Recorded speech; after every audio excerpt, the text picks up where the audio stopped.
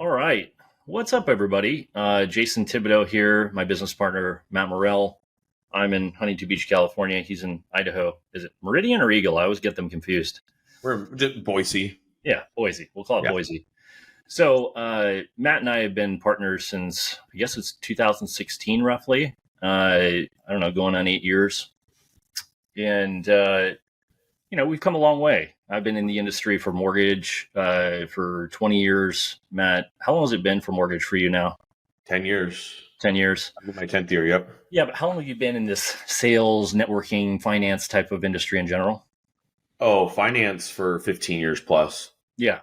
Yeah. So the point of this podcast, we face this issue a lot in leadership, in recruiting, and even with our clients and realtors. But the issue is the tendency for salespeople, especially ones that are a little bit in the earlier stage of their career, to be very distracted by things that seem really exciting, right?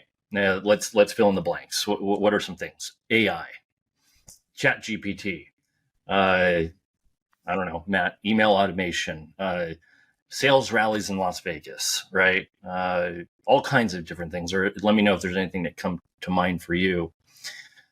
But it's just one of those things where, and I used to be this way. So I want to really preface and be very careful as I communicate all this stuff.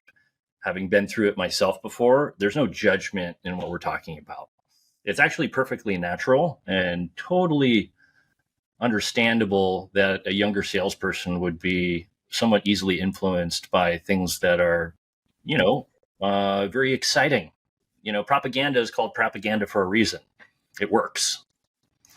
And that's almost sales 101, but it's also the sales that, Matt and I kind of don't gravitate towards naturally. We're more relationship guys. I would call us the minimum effective dose guys, right? Not really needing to be in the spotlight, not really needing to, every other sentence talk about how much production volume we do or how flashy our technology is, et cetera, et cetera. So we're going to give you like kind of our storyline of what got us to this place. And while we're probably not the very tippy top of the production volume in the industry, nor do we have probably, I can speak for myself only, but Matt probably agrees with this. We don't really have a desire to be at the top or in the spotlight. Like our whole vision in our partnership is to have incredible work-life balance, abundance. Yes. So that obviously is money. Money is the only way to get the abundance, to have the work-life balance.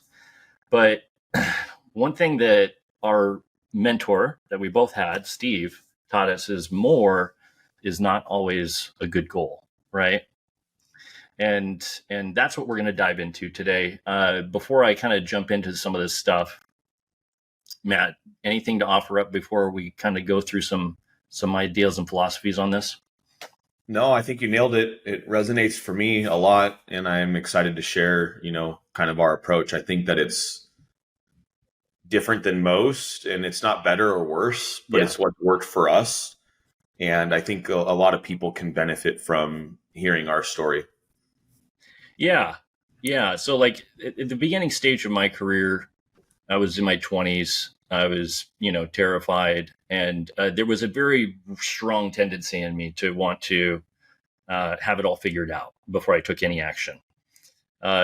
And I was easily distracted. I was going to all the sales rallies in Las Vegas. I was, suckering myself into this coaching program, that coaching program. I'm actually really heavily into the concept of coaching, but I guess it just depends on who the mentor is that matters. And my mentor used to call it shiny objects, colored bubbles, and rainbows. What did he say? He said, we aren't the bells and whistles lender. It's funny because you would watch this mentor of ours and he was just not that complicated. One thing that he did do better than anybody I've ever experienced was show up every single day and work harder than everybody else, right? It wasn't sexy. He was at 2 broker previews a week.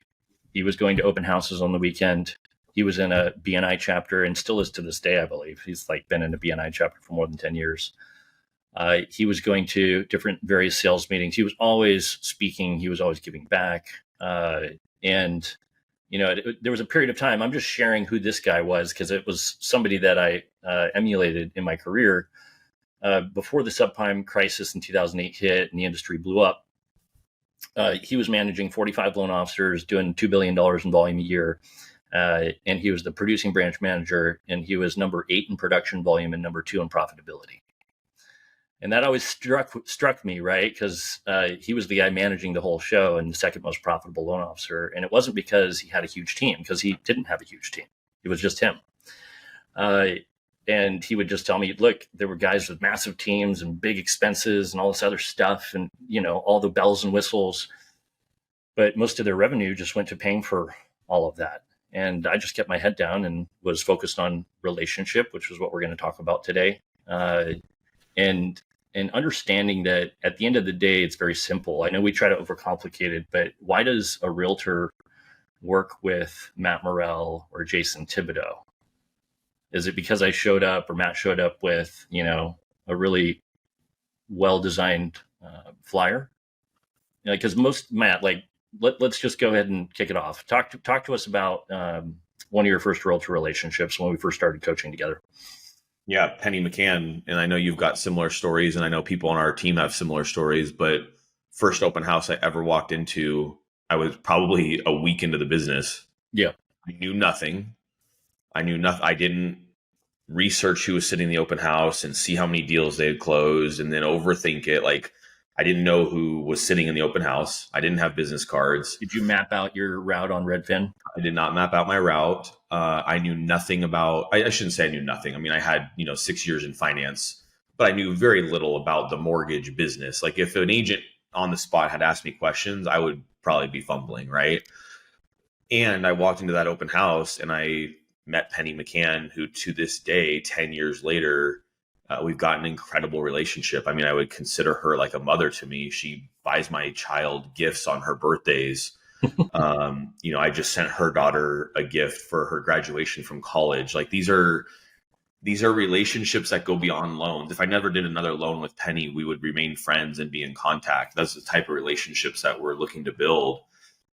And they take time. I didn't get a loan from Penny 30 days after I met her, right? It was time. It was a coffee meeting. It was a handwritten note. It was check-in calls. It was staying top of mind. And then eventually it turned into an opportunity. And then it was doing what I said I was going to do and delivering, right? And, those things take effort. They take time and they take intention day in and day out. And I just think that it's so easy to want to look for something to do that for us. Yeah. Instagram or whatever it is. And look, I don't want to discount those things, right? Like I think it's also easy 10 years in the business. A lot of these tools now are new, right? I don't want to be immediately default to like, hey, this doesn't work or this isn't going to work. I'm sure that there's technology and social media and other things that can add to what we're talking about today. But I truly don't believe that they can replace what we're talking about today.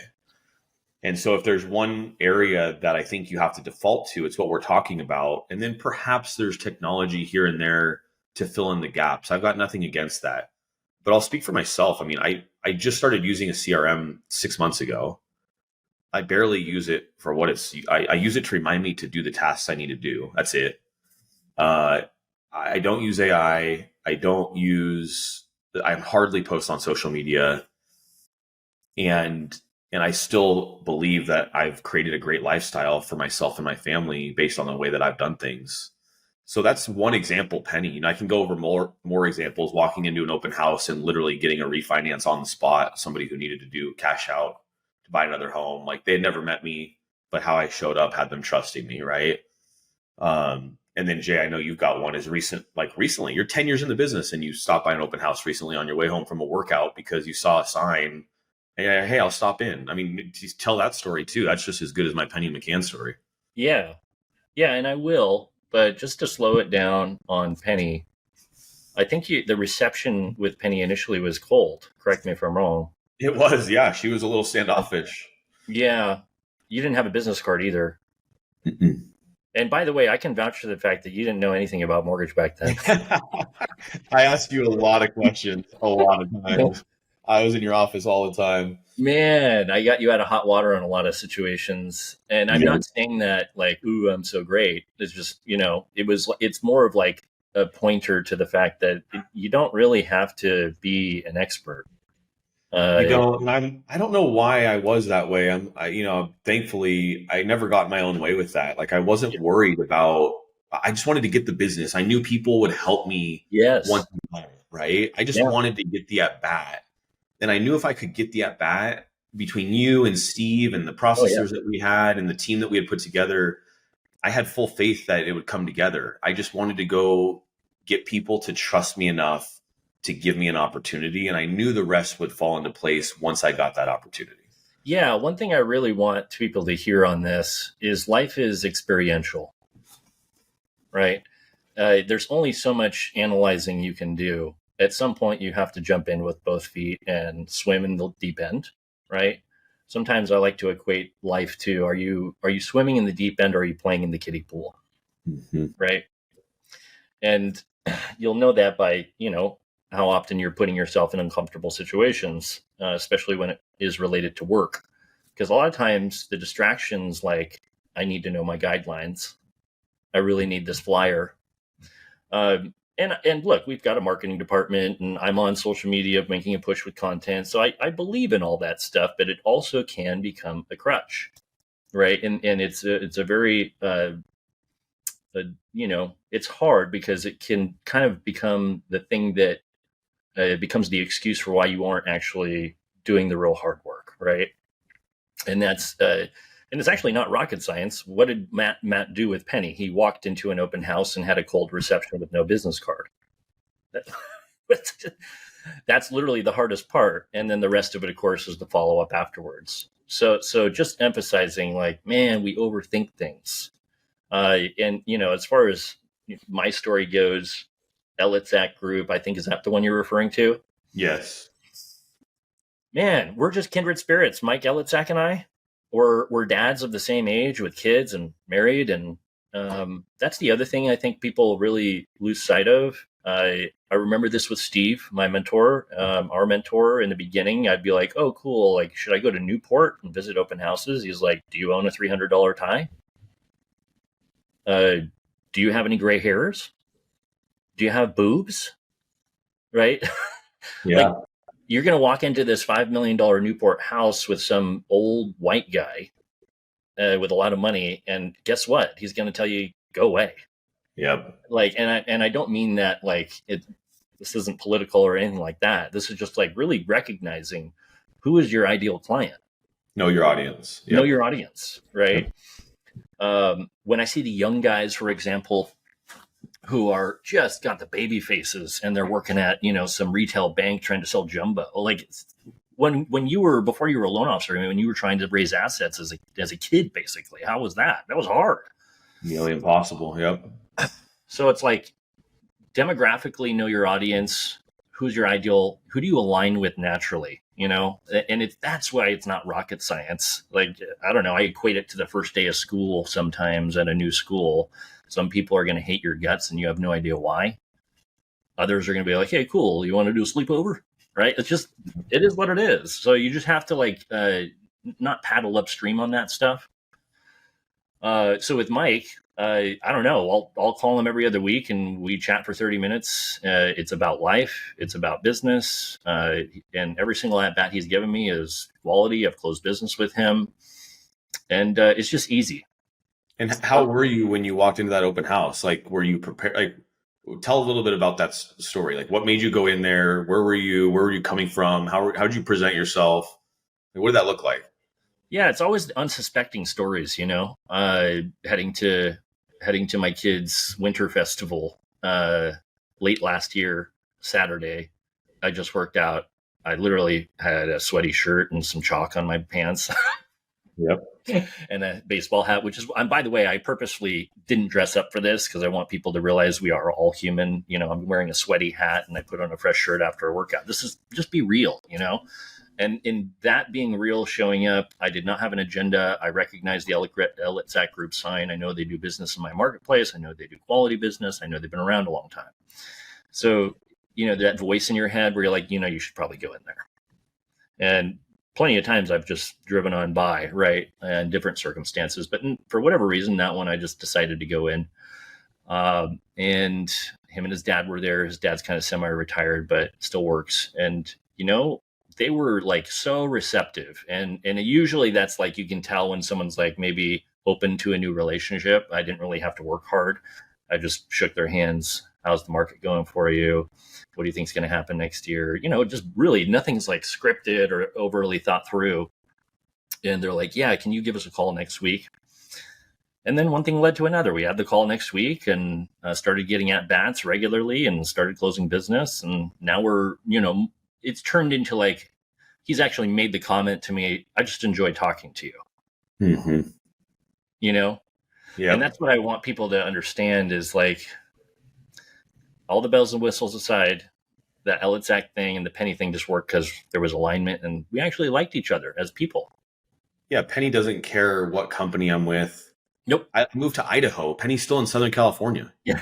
And she doesn't even care where I'm located. She just wants somebody who's going to, like you said, be enjoyable to talk to and that she can trust with her clients at the end of the day, right?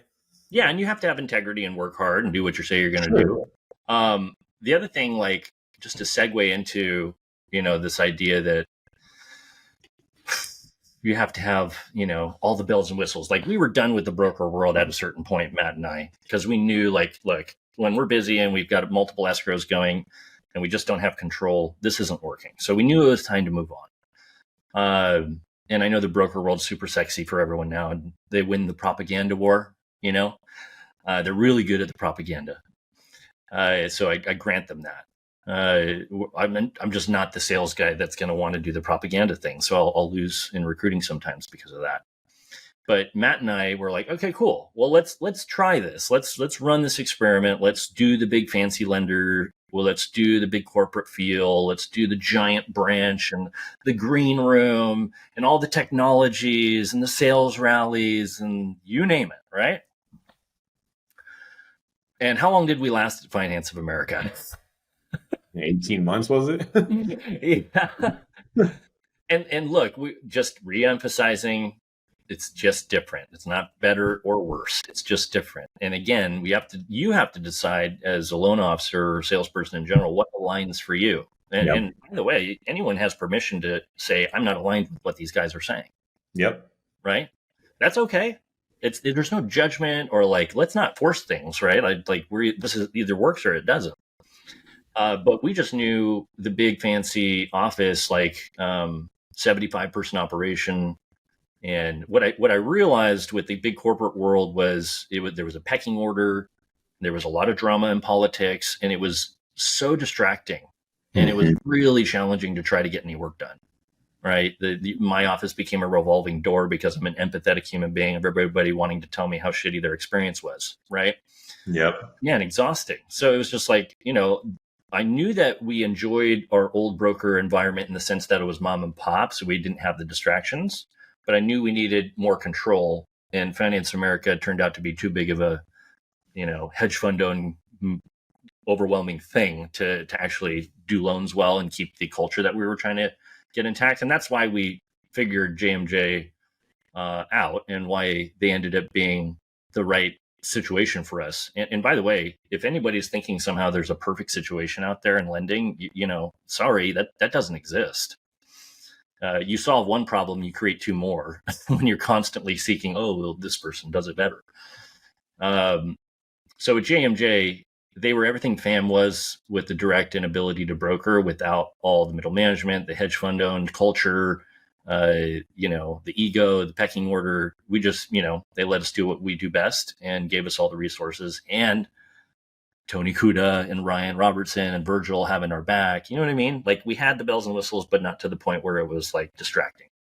No, it's the bells and whistles that we need to run our business, not that we need to go advertise to agents, right? Like, there's so much out there that you can speak to, like, oh, your title fees are $500 if you do a file with this lender, or, you know, there's so much, or we'll waive the appraisal, whatever it is. It's like, at the end of the day, if you can't deliver and do loans well and treat clients and people well, Right. all the propaganda doesn't matter. Yeah. Right. If you're not answering your phone, if you're not articulate, if you're not educating, if you're not helping people along the process, none of that stuff matters. I've I just I've never needed it to sell. And you said it earlier in the conversation. I think it can quickly become a crutch. I think a big part of it too that I didn't touch on is it takes time. In Mm. our people in general, our population in general, our patience for things to happen over time has gotten smaller and smaller.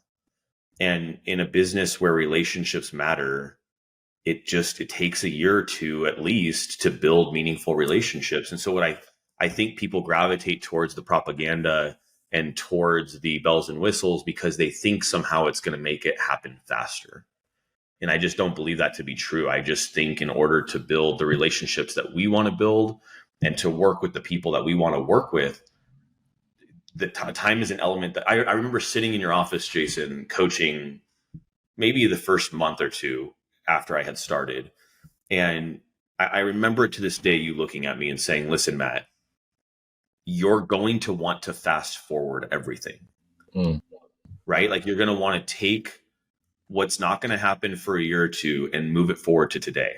And Mm-hmm. you can't do that. There's nothing that you can do that's going to accelerate it. So just follow the recipe, keep your head down, put in the work, and the result will happen. We don't have control over the when. We have control on what we do day in and day out. And then the when is inevitable.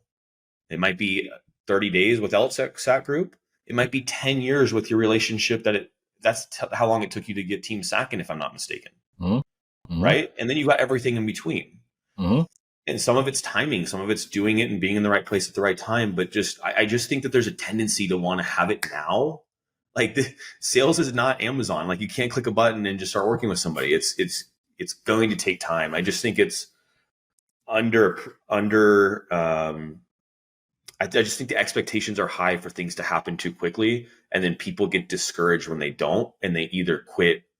And oftentimes they quit just before things are going to take off, right? Like, there's statistics on sales that so many times people quit. They were, 6 months away from things going completely a different direction.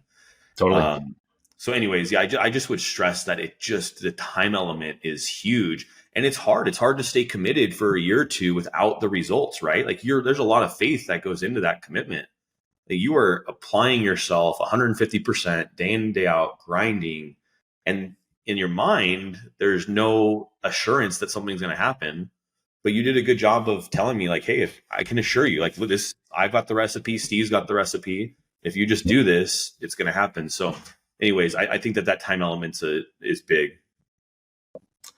Yeah, I agree with you. I agree with you. I had a lot that I wanted to share, but I think you said it well. Let's see here. I guess the thing that I would add on that is time, and then also not having to have everything. Let's spend a little bit more time on not having to have everything figured out, like right away.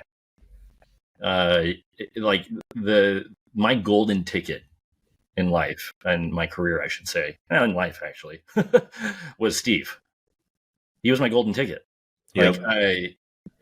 I can't emphasize enough what a good mentor means. And when I say mentor, I don't mean like somebody you go on YouTube and listen to a couple of YouTube videos. It's not what I'm fucking talking about. Yeah. When I was with Steve, those first 4 or 5 years, 2008 to 2012, 13, we shared an office together, right? I heard every single conversation, every single one. And you know what? I bugged the shit out of him. Like, he was annoyed with me. I'm not saying that we should be annoying, but Right. I was insatiable, right? I wanted to know. And I needed to not have it all figured out, but I was working. And I'm like, what do I do with this at bat? What did I do with that at bat, right? It wasn't like, hey, can you help me overanalyze this? No. It was like, I got this lead. What do I do, right? And every time I did want to waste his time with bullshit, he'd be like, get out of my office. He wasn't nice, by the way. Steve was the opposite of nice. Like, he was prickly and edgy, and it was what I needed. Like this whole coddling and helping somebody enable and waste their time. Like, he'd come to me with this, I'd come to him with this big complicated scenario. And what would he tell us? Do you have the application, credit run, and documents? I'd say, no. He'd say, get out of my office. Yeah, you did the same to me, but you were much nicer about it. Because I remember coming in and I would be like, hey, I need help with this. And you're like, okay, do you have this information? I'm like, no. He's like, you'd be like, okay, go get that and then I'll help you. Like, I can't do, right? Like, how am I supposed to help you if you don't have what I need? Yeah. Yeah, there's like this thing in our industry where everyone wants to have the answers to something before they have any information. It is true. I was guilty of it big time. Yeah. So I just I don't know. It was really helpful for me, though, because the point was I got to shadow for years somebody operating at a very high level, and I would it would blow my mind, his client control. I would listen to him fire realtors, right? He'd be like, hey, I'm not the lender for you. You need to find another lender, right? or a borrower. Hey, I'm not the loan officer for you. You need to find another lender. Like, without blinking an eye, the client control. And sometimes he would say that to people and they'd be like, oh no, I'm sorry. And then they would get in line, right? Like, his pipeline management, it was unbelievable to watch him. Yeah. And every single freaking week, didn't matter come hell or high water. He was at his 2 broker previews. He was at his BNI chapter. He was speaking at this thing. He was doing that thing. Like, he was just engaged, his lead flow, the volume of phone calls, right? Yep. And then the time wasters, when he got on the phone with the time waster, hey, I don't mean to be rude, but I got to get back to work. Yep. You're just like, whoa. And I got to be a witness of that. And that changed my life, right? Because I just the amount of time people waste analyzing and trying to get ready before they take any action. Being able to watch Steve do that, oh man, that was life-changing for me. So that's where I'm just saying, the mentorship in our Huntington Beach branches here, mentorship in the Idaho branches here, you got to use those resources. If it's I know better, right? Or it's not for me, that's okay. But I'm just suggesting very gently, you've got the success staring at you in the face. Yep. And don't reinvent the wheel, right? And the day will come, where a month will happen and you made 6 figures. And you're like, what happened? How did that happen? And it's going to blow your mind, and you're not going to understand how you even got here, right? And I promise you, it wasn't because of some sexy technology. It was because you got your ass out the door every day and did the hard work developing relationships. It's the action piece, man. Brad on our team, he still comes into my office. He will ask me questions a lot because, and look, I know I've been doing it for 10 years. There's a lot that I know. And this business is it's complex. There's a lot that I don't know. And he'll literally look at me. He'll ask me a question. I'm like, I don't know. Ask Tony. And he's like, how have you had the success that you have had without knowing this stuff? Every time. It's I've gotten really good at saying I don't know to clients, to agents. Dude. They don't care. That is so huge. That is huge. I this whole thing where we think we have to know everything. That was something that Steve was huge on. Get used to. I'm not sure, but I'll find out. Yep, and I'll have the answer in 4 hours. This is what Steve and you taught me. Yeah, I don't know. I'll have the answer to you in 4 hours, and then you get it to them in an hour. Yeah, that's it. That's the whole thing. Sometimes 10 minutes because you made a quick call and you got the answer. Oftentimes it is. Yep. Yeah, I just this is where I'm just it's taken me 20 years to get here to learn delegation and learn how not to try to be an expert at everything.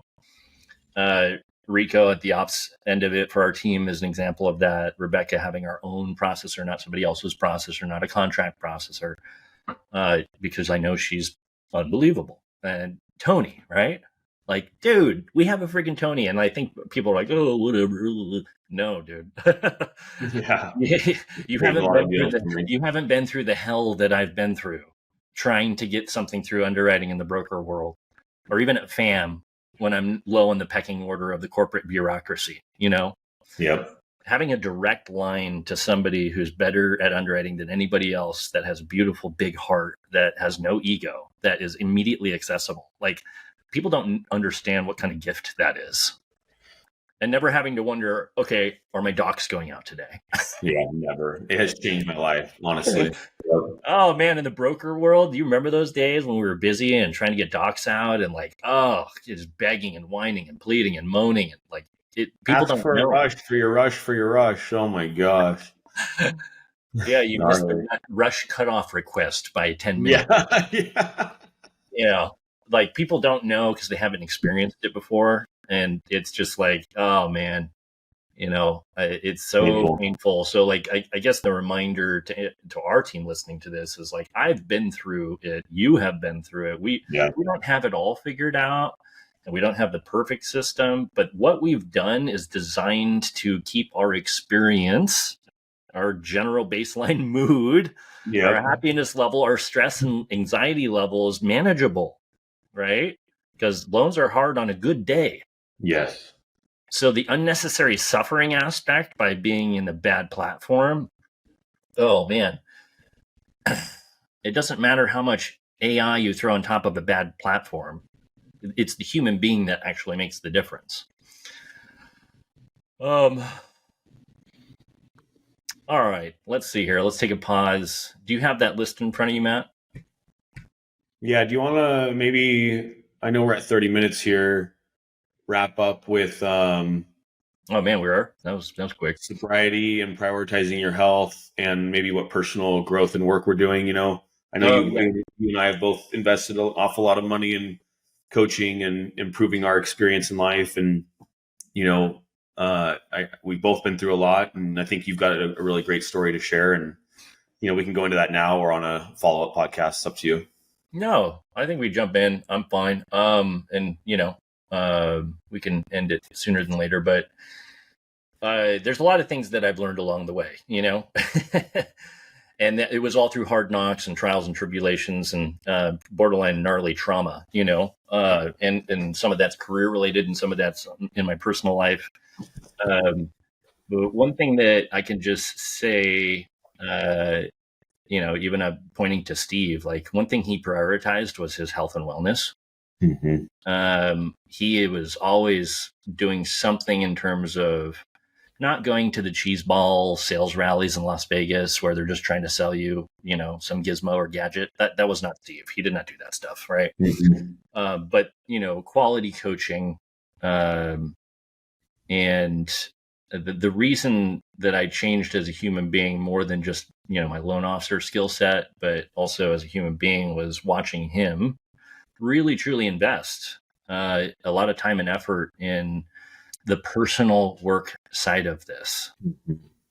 Because if it's always just X's and O's and, what's the latest and greatest technology and mortgage lending and all this other stuff, you're kind of missing a major league piece of this, right? How's your relationship with yourself? What's your health and wellness look like?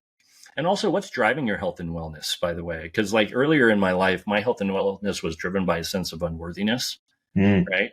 I didn't feel okay inside if I didn't look a certain way. Yeah. I can tell you with 100% certainty, I don't care about that anymore. I just do it because I know it's going to make me a better father. I'm setting a good example to my kids when they watch dad working out, when I'm playing basketball with them, when I'm jumping in the pool with them, and I'm able to, stick with them, right? With their insatiable energy. Yeah. Like the sobriety piece too, I'll be 2 years sober in October, and just not everyone has a problem with alcohol, so I recognize that. And even a little bit of alcohol really takes you off your game, whether you want to admit it or not. because I don't. You're an example. We're kind of like two sides of the spectrum on alcohol. You never had an issue with alcohol. I'm an addict, and I'm happy to admit that. And I've got awareness around that now, and I just don't drink because I can't. Right? I'd rather not wake up in a ditch somewhere or in jail because that's what happens. Not that that's ever happened, but you get the point. And for you, and you can speak to this, one glass of wine on a date night. I know this sounds uptight, so I'm sorry. I don't want to sound uptight about this, but when you're in the prime earning years of your life and you have kids and you're married and your sleep is critical to show up powerfully, which of course you can't sleep well even with one drink. Like it's taking away from your ability to accomplish what you want to accomplish. So talk to me about like the decision you've made. I'm almost 2 years sober. I'm never looking back. I've never thought to myself in these almost 2 years, gee, I wish I could have a drink. Just I actually get the gag reflex going when I think about it. I'm in love with coffee now and a pour over and like my workouts and my kids. It's just different. Like it's a different lifestyle. But like you've made a decision too. And like, why did you make that decision? And what did that one drink actually do for you and the impact that it had on you? Speak to that. Yeah, I mean, honestly, it was through your leadership. I mean, seeing what you were doing with it, I haven't had a drink since October. I've got nothing around it. There's no judgment in it at all. My wife will still have a drink from time to time. I'm not saying I'm never going to drink again in my life, but at this stage of my life, it doesn't serve me. I don't, like you said, I don't sleep well. It throws me off my game the next day. I don't feel healthy. Like I literally feel like I'm hurting my body. Like I don't feel healthy. I'm not going to work out the same. It's a distraction. And quite frankly, I don't really enjoy the events where alcohol is present anymore. Like I want to be home with my wife and my kid Yeah. and with people I enjoy. And look, there's fun in it. It was a huge part of my life for a long time, like more than it should have been. Yeah. Not to the extent it didn't create some of the trauma and issues that you've been through, but it certainly was a big part of my life. And I don't look back at those moments. Like I kind of wish I had gone a little bit easier, right? Like I'm kind of concerned on what I did to my body more than anything. I think as you age and things start to hurt, you're just like, man, I just don't want to do that. And I just feel better, man. Like I just feel better. I feel healthier. So yeah, at this stage of my life right now at 38, it's not serving me. And at 50, I'm retired, or 65, I'm retired. I might enjoy a glass of wine Yeah. in Italy or something. Yeah. The what I'm Um, with is alcohol is for the youth and the retired. you said that, and it really hit home for me. I truly believe that. I think anything in between, look, there's some people who can tolerate it fine, no big deal.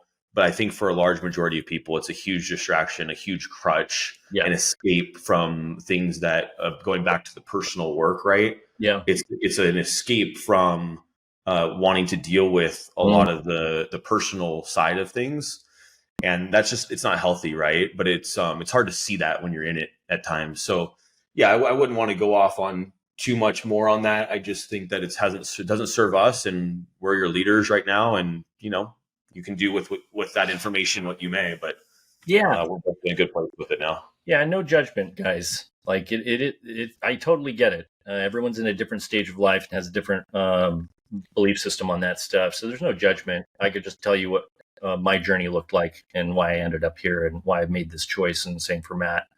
And Yeah. the other encouragement, whether it's therapy, life coaching, mentorship, and there's so many resources out there. There's a lot of goofy ones, so be careful. I can point you in the right direction, but if you're not intentional with the personal development work, increasing your self-awareness, what blind spots do you have? What areas can you improve upon? It's not going to happen on its own. I'll tell you that much, right? And that goes hand in hand with moving your body, Oh yeah, whatever that's for you. 100%. So take that for what it's worth. And there's so much more to share, but we got to wrap this up. Certainly appreciate you guys listening in. And the intention here is not to come off as look how great we are or condescending. We're just trying to offer up what we've learned, and we're trying to make life a little bit easier for you. And unnecessary suffering is unnecessary suffering. We'd rather have your day-to-day experience be a little bit better if we can help it. Yeah, hopefully everybody has 45 minutes on the 4th of July break. I hope everyone enjoys your 4th of July and can take one or two nuggets away from this. Right on. Okay. Cool. Wrap it up. Thanks, guys.